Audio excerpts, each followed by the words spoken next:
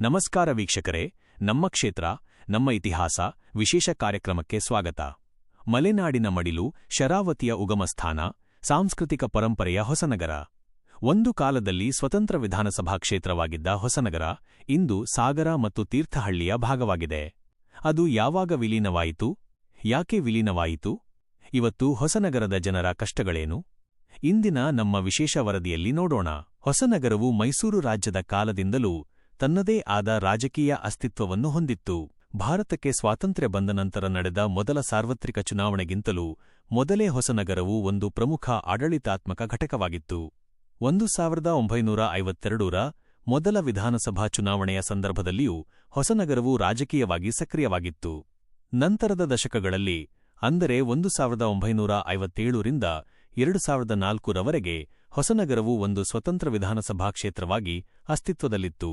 ಹೊಸನಗರದ ರಾಜಕೀಯ ಇತಿಹಾಸದಲ್ಲಿ ದೊಡ್ಡ ಬದಲಾವಣೆ ಕಂಡಿದ್ದು 2008ರಲ್ಲಿ.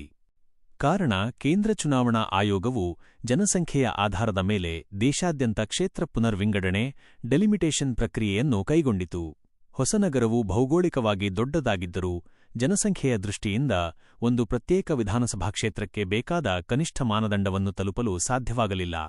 ಹೀಗಾಗಿ 2008ರ ವಿಧಾನಸಭಾ ಚುನಾವಣೆಯ ಹೊತ್ತಿಗೆ ಹೊಸನಗರ ಕ್ಷೇತ್ರವನ್ನು ರದ್ದುಗೊಳಿಸಿ ತೀರ್ಥಹಳ್ಳಿ ಕ್ಷೇತ್ರಕ್ಕೂ ಮತ್ತು ಉಳಿದ ಭಾಗಗಳನ್ನು ಸಾಗರ ವಿಧಾನಸಭಾ ಕ್ಷೇತ್ರಕ್ಕೂ ಸೇರಿಸಲಾಯಿತು. ಕ್ಷೇತ್ರ ವಿಭಜನೆಯಾದ ಮೇಲೆ ಹೊಸನಗರವು ಕೇವಲ ಒಂದು ತಾಲೂಕು ಕೇಂದ್ರವಾಗಿ ಉಳಿದಿದೆಯೇ ಹೊರತು ರಾಜಕೀಯವಾಗಿ ತನ್ನ ಶಕ್ತಿಯನ್ನು ಕಳೆದುಕೊಂಡಿದೆ. ಇಂದಿಗೂ ಈ ಭಾಗದ ಜನರು ನಮಗೆ ಮತ್ತೆ ಹೊಸನಗರ ವಿಧಾನಸಭಾ ಕ್ಷೇತ್ರ ಬೇಕು ಎಂಬ ಬೇಡಿಕೆಯನ್ನು ಇಡುತ್ತಲೇ ಇದ್ದಾರೆ.